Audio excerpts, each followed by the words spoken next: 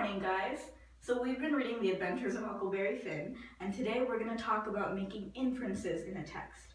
Authors always have a lot of words on a page, but there's always more to read in between the lines. And if we learn to be really smart readers, we can even look into the future and predict what's going to happen next. So let's look at this passage. Jim said it made him all over trembly and feverish to be so close to freedom. Well, I can tell you it made me all trembly and feverish too, to hear him, because I begun to get it through my head that he was almost free, and who was to blame for it? Why, me. I couldn't get that out of my conscience. No how or no way. I couldn't stay still in one place.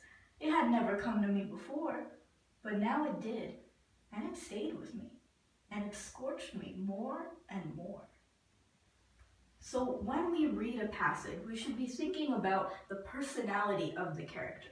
So what are some things that we already know about Huck from the book? Misha? I think we can tell that Huck is a small boy that lives in the South, and we know that he doesn't like to talk about God or manners or anything even remotely decent. And that's really important because that means despite the society that he lived in, he's a little bit of a rebel. So he doesn't really agree with what he's been taught. And looking at this passage, how do you think he's feeling? What do you think is his mood? Mac? I think he feels indecisive and scared. Good, that's really good. So maybe let's look for some evidence for that.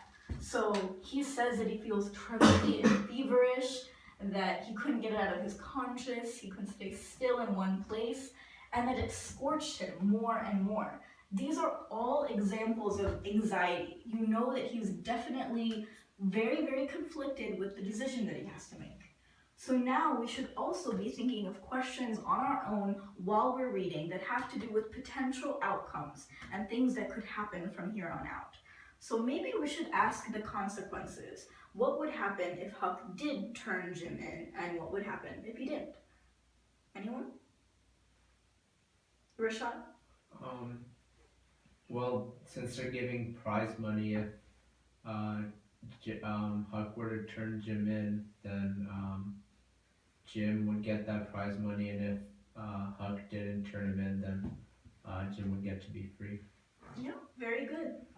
And so what do we know about what has already happened that would help us further determine maybe a hypothesis for what would happen from here on out? Well, we know that between Jim and Huck, they have a strong friendship. And even though Jim is a slave, he has feelings. Huck has feelings for Jim, because when he played a prank on Jim, he still felt really bad when Jim got mad afterwards. And we have that quote to show it. I didn't do him no more mean tricks, and I wouldn't have done that one if I'd have known it would make him feel that way.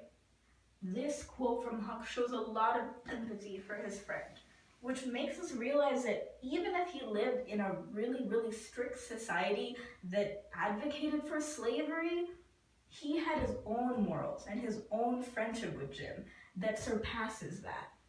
So these are steps that we can always think about when we're trying to infer things about a text. It means that these things will make sure that we have a very detailed analysis of what is going on, everything that we can possibly glean from the text. So we might even be able to figure out what happens next. So if you guys need help remembering this, I have a little mnemonic, and it says popping, many, quivering, bubbles. Now I have an explanation for this. I think that when you're making inferences and you're trying to figure out something that you don't know so well yet, then it's kind of like popping a bubble. It's something ambiguous. It's something that you're right on the edge of until you figure it out. Then you pop it, and it feels kind of cool when you know what was behind it all. So when you think of making inferences, think of popping, many, quivering bubbles, because that's personality, mood, questions, and background. Can everyone say that with me? Popping, many, quivering bubbles. Personality, mood, questions, background. Popping, many, quivering bubbles. Personality, mood, questions, background. Good. Any questions? questions?